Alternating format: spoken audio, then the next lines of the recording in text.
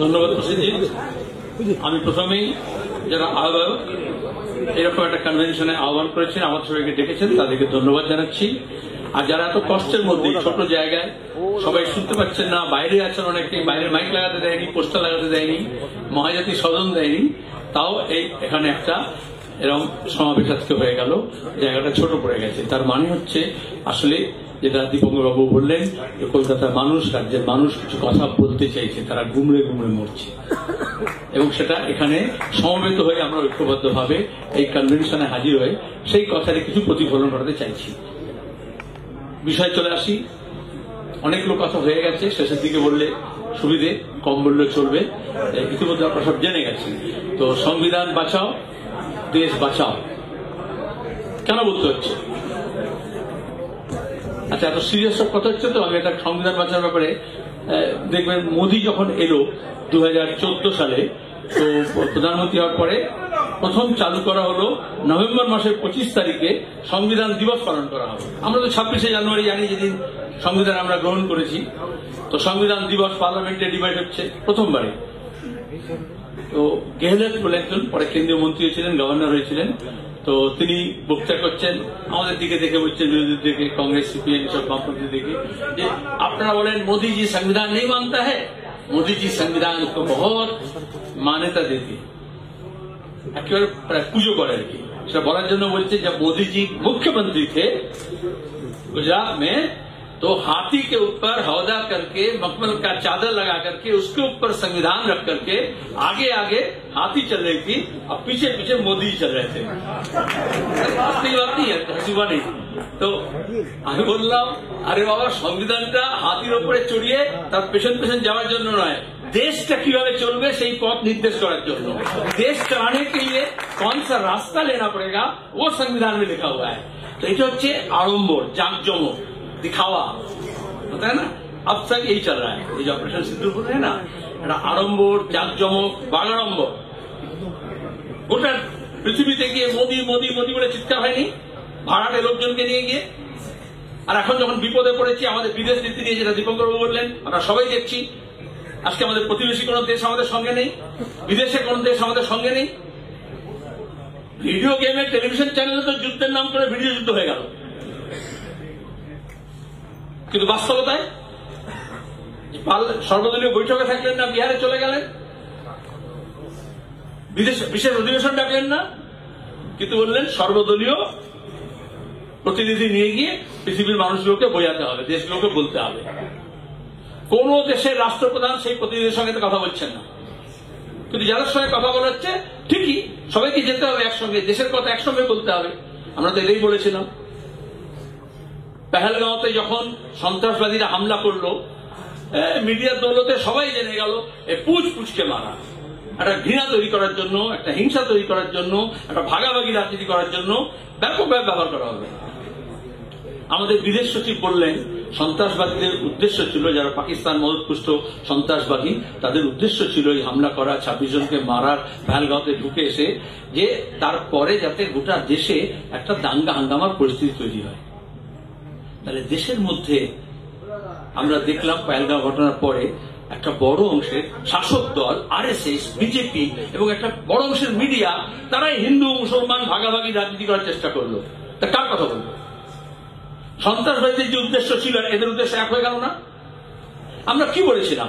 আমরা বলেছিলাম, যুদ্ধ হলে, সন্ত্রাসী হামলা হলে, বৈরাক্রমণ হলে প্রথম কাজ হচ্ছে দেশের সবাইকে এক কাটতে হবে।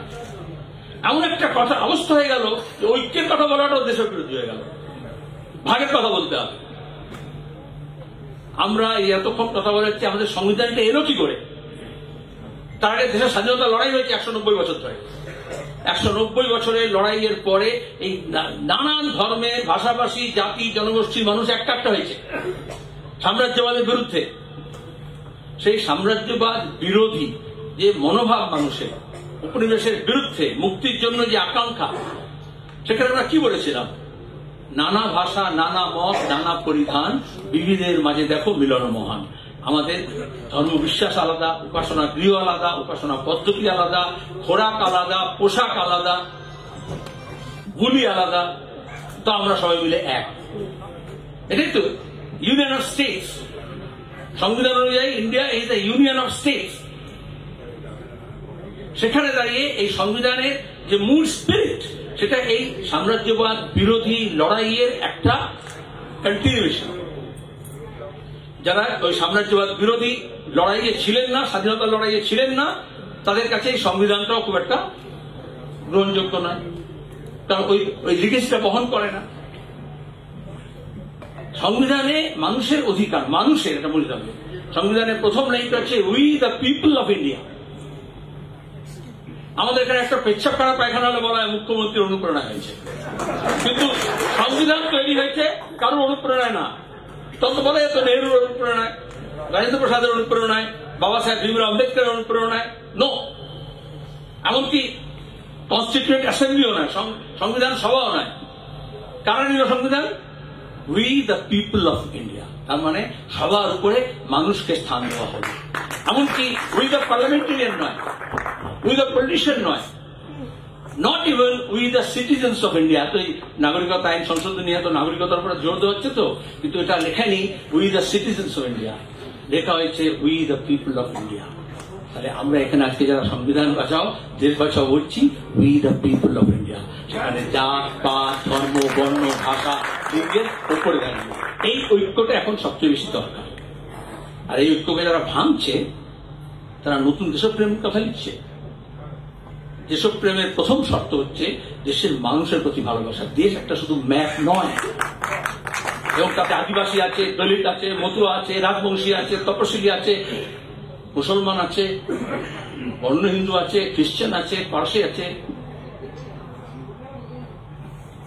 मंदिर मस्जिद गुरुद्वारों में बांट दिया भगवान को, धरती बांटी सागर बांटा मत बांटो इंसान को। ইনসানকে আসলে সংবিধানের কথা হচ্ছে আমরা মানবতার কথা বলছি, মানব অধিকারের কথা বলছি, নাগরিক অধিকারের কথা বলছি, সিভিল রাইটস এর কথা বলছি। এই ওয়াকফ নিয়ে এত কথা হলো। প্রথম কথা হচ্ছে, শুভমবাবু চলে এসছে, প্রথম কথা হলো সংবিধানে সবাইকে সমান অধিকার দেওয়া হয়েছে। আজকে এই সমান অধিকারটাকে, যেমন বললাম ঐক্যকে ভাঙা হচ্ছে, তেমনি হচ্ছে এই সমান অধিকারের ধারণাকে ভাঙা হচ্ছে। কোন ব্যক্তি, গোষ্ঠী, জনগোষ্ঠী, ধর্মীয় গোষ্ঠী একজনের ওপরে মাতব্বরি করবে না, ইকুয়াল। এই ইকুয়ালিটির ধারণাকে পাল্টানো হচ্ছে। সংখ্যালঘুদের অত্যাচার মানে কি? কেন মব লিঞ্চিং হচ্ছে? কেন এসব যা লাভ জিয়া থেকে আরম্ভ করে এখন যা হচ্ছে? তার মানে সেকেন্ড গ্রেড সিটিজেন বলা হচ্ছে। আমাদের সংবিধান এই জন্য ওরা মানবে না, কারণ সংবিধান হচ্ছে সবাই সমান। যুগ যুগ ধরে তপশিলি জাতিকে, দলিতকে বলা যাচ্ছে সে নিম্ন বর্গের। অত সংবিধান বলছে, বাবা সাহেব ভীমরাও আম্বেদকর সংবিধান বলছে যে সবাই সমান। এই সমানতা, নারী পুরুষ সমান। নজরুলের ভাষায় সাম্যের গান গাই, আমার চোখে পুরুষ রমণী কোনো ভেদাভেদ নাই, বিশ্বে যা কিছু মহান চিরকল্যাণকর, অর্ধেক তার সিজিয়াছে নারী, অর্ধেক তার নয়। অথচ যারা এই মনুষ্যবাদীর কথা যারা বলছে, তারা তো নারীকে নরকের দ্বার মনে করে।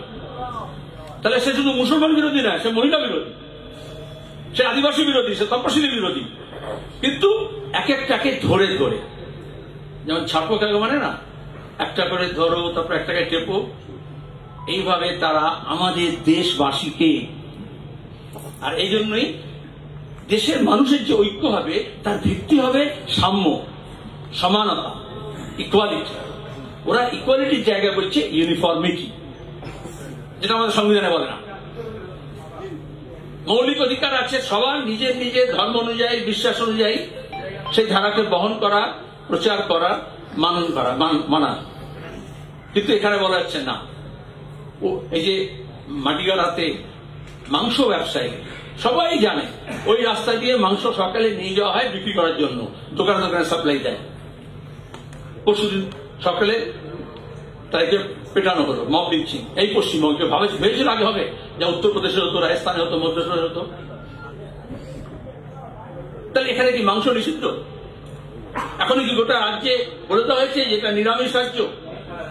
এটা বুঝতে হবে, আজকে মাংস বলে খুন করছে, কালকে মাছ বলেও খুন করবে, ডিম বলেও খুন করবে, কারণ সে আসলে হচ্ছে আমার মতো হতে হবে।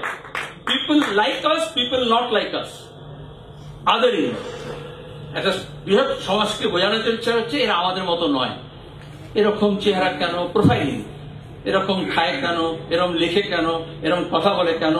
আর সেখানেই এই যা বললাম খোরাক, ভাষা, লিপি এসব নিয়ে ভাগ করার চেষ্টা করা হচ্ছে। তাতে দেশের শক্তি বাড়ে না। ইকুয়ালিটি আর ইউনিফর্মিটি এক নয়, যখন বলছে না এক জাতি, এক ধর্ম, এক ট্যাক্স, ওয়ান ইলেকশন বলছিল না, এগুলো হচ্ছে আসলে এই যে একটা প্রবণতা এদের কাজের মধ্য দিয়ে, যেখানে দাঁড়িয়ে একটা একনায়কতন্ত্র, স্বৈরতন্ত্র, অথরিটেরিয়ানিজম ডেভেলপ করছে, এই স্বৈরতান্ত্রিক প্রবণতা, যেখানে দাঁড়িয়ে আমরা প্রথম থেকে বলছি আরএসএস একটা ফাসিস্ট অর্গানাইজেশন। সে এই গণতন্ত্র মানে না, এই সংবিধান মানে না, এই আলাদা জাতি ধর্ম কারো, দলিত, আদিবাসী, তপশিলি, মহিলা, মুসলমান কারো অধিকার মানে না। তাহলে সংবিধান বাঁচাও আমরা যখন বলছি এই সব অংশকে নিয়েই করতে হবে, একের জন্য অন্যকে বলতে হবে। আমি যদি মাইনরিটি রাইটস এর জন্য লড়ি, তাহলে সিভিল রাইটস যখন অ্যাটাক হবে সেখানে আমাকে বলতে হবে, সেটা বিবাহ করে গাওতে হোক বা অন্যত্র যেখানে হোক, তার বিরুদ্ধে আমাকে কথা বলতে হবে। নালে নিজের বেলায় আনো খাই, পরের বেলায় আল্লাহ দয় হলে হবে না। আমাদেরকে সব ব্যাপারে সমান দৃষ্টিভঙ্গি নিয়ে চলতে হবে। 3, এই যে দেশ বাঁচানোর কথা আমরা বলছি, তাহলে দেশ সংকটে আছে। কিন্তু সাম্প্রদায়িক শক্তি কি বলে, ধর্ম সংকটে আছে। এই করে একটা ধার্মিক উন্মাদনা তৈরি করছে। তাহলে এই যে স্বৈরতান্ত্রিক প্রবণতা হচ্ছে, অথরিটেরিয়ানিজম ডেভেলপ করছে, তার সঙ্গে একটা হিন্দুত্ববাদী, যেহেতু মেজরিটি হিন্দু, বেশিরভাগ বহুসংখ্যকবাদ, মেজরিটেরিয়ানিজম, তাকে সঙ্গে নিতে চাইছে। এটাই বাংলাদেশে করতে হবে, বাংলাদেশে মুসলমান বেশি, তাহলে সেখানে তাকে ইসলামকে ব্যবহার করতে হবে, মুসলমানকে ব্যবহার করতে হবে। পাকিস্তানে করলে মুসলমানকে ব্যবহার করতে হবে, আফগানিস্তানে তাই করেছে। তাহলে এখানে ভারতে হিন্দু করছে। এটা বুঝে নিতে হবে, এটা আলাদা করে কোনো হিন্দু প্রেম না, আলাদা করে কোনো মুসলমান প্রেম না, এটা ক্ষমতা প্রেম, গদির প্রেম, তার জন্য ব্যবহার করছে। তাহলে আমাকে সাম্প্রদায়িকতার মুক্ত হতে হবে। যা আমার জন্য ভালো তা তোমার জন্য ভালো, যা তোমার জন্য খারাপ তা আমার জন্য খারাপ, এই দৃষ্টিটা নিতে হবে। এখানে দাঁড়িয়ে এই যে একটা ফাসিস্ট একটা চেহারা নেওয়ার চেষ্টা করছে, তার চরিত্র ফুটে উঠছে। বিরোধী কোনো কথা বলা যাবে না, লেখা যাবে না, প্রশ্ন করা যাবে না, ফেসবুকে পোস্ট করা যাবে না, মিথ্যাচার হবে, ফেক নিউজ হবে, গুজব হবে, দাঙ্গার পরিস্থিতি তৈরি হবে। কিন্তু দাঁড়িয়ে তুমি প্রশ্ন করতে পারবে না, হক কথা সোচ্চারে বলতে পারবে না। তাহলে তোমার যে গণতান্ত্রিক অধিকার আছে তার উপর আক্রমণ হচ্ছে, গোটা দেশে হচ্ছে, আমাদের রাজ্যে হচ্ছে। ওয়াকফ নিয়ে আমি কেন বলবো না এটা ভুল এবং তার জন্য আমাকে লড়াই করতে হবে? মুখ্যমন্ত্রী কেন বলবেন? মুর্শিদাবাদে গিয়ে বলেছেন, ওখানে গেছিলেন, দাঙ্গার পরে দাঙ্গা হয়েছে, ঘটনা হয়েছে, হাঙ্গামা হয়েছে, সেখানে গিয়ে ওরা বলা, কিন্তু বললেন আমি বলবো ওয়াকফ নিয়ে যা বলার, তোমরা চোখ কেউ কোনো কথা বলবে না। কত অপদার্থ সব সামনে বসেছিল যে মুখ্যমন্ত্রী যখন বলছিলেন, যাদেরকে ডেকে নিয়ে আসা হয়েছিল তাদের মধ্যে একজনের সাহস হলো না যে ম্যাডাম আপনি চুপ করুন, আমার বলার অধিকার আছে, আমার সংবিধান আমাকে হক দিয়েছে। আচ্ছা, হয়তো মহা মুশকিল, দিল্লিতে বেশি কিছু বলে পাকিস্তানে চলে যাও, এখানে যদি বেশি কিছু বলে দিল্লি চলে যাও, হ্যাঁ, আবার অমিত শাহ এসছে বলে বাংলাদেশ চলে যাও। প্রতিদিন হচ্ছে এই আদরিং করার জন্যই পরিযায়ী শ্রমিক আমাদের বাংলার যারা খেতে এখানে কারখানা পাচ্ছে না, কাজ করছে না, তারা যাচ্ছে উড়িষ্যায় বলুন, আহমেদাবাদে বলুন, গুজরাটে বলুন, কর্ণাটকায় বলুন, তোমার রাজস্থানে বলুন, দিল্লিতে বলুন, হরিয়ানায় বলুন, আজকে তাদের উপর আক্রমণ হচ্ছে। এটা বুঝতে হবে। এটা সাইনবোর্ড লাগিয়ে বলছে রোহিঙ্গিয়া, সাইনবোর্ড লাগিয়ে বলছে বাংলাদেশি, আসলে বাংলা ভাষী মানুষের উপর আক্রমণ হচ্ছে। এই আদারিংটা যখন করতে পারবে, হিন্দু হিন্দু হিন্দুস্তান, যারা বলেছিল ভাগো মুসলিম পাকিস্তান, এখন বলছে ভাগো বাঙালি বাংলাদেশ। এইটা হচ্ছে এই যে একটা তৈরি করছে, একরূপতা তৈরি করছে, ইউনিফর্মিটি তৈরি করছে, সেখানে যা মনে হচ্ছে এরা বেমানান, এই বেমানানদেরকে সরাতে হবে। সেজন্য আমাদের সবাইকে নিয়ে রোজে অনেকগুলো কথা বলা যায়, বলবো না, এই সবাইকে নিয়ে একসঙ্গে চলা অনেকগুলো কথা বলা হলো, সবাই বলছে।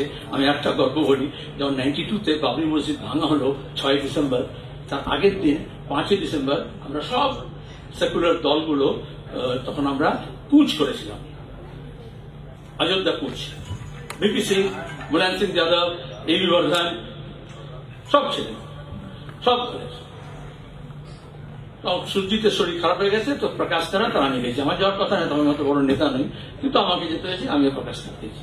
তো আমাদের রামসুনেরি ঘাটে আটকে দিয়েছিল, রামসুনেরি ঘাটে আটকে দিয়েছে, সব টায়ার ফায়ার দিয়ে একদম যেতে দেবে না। তারপর শরীর বলো ঘোষা, তো আটকে দিয়েছে।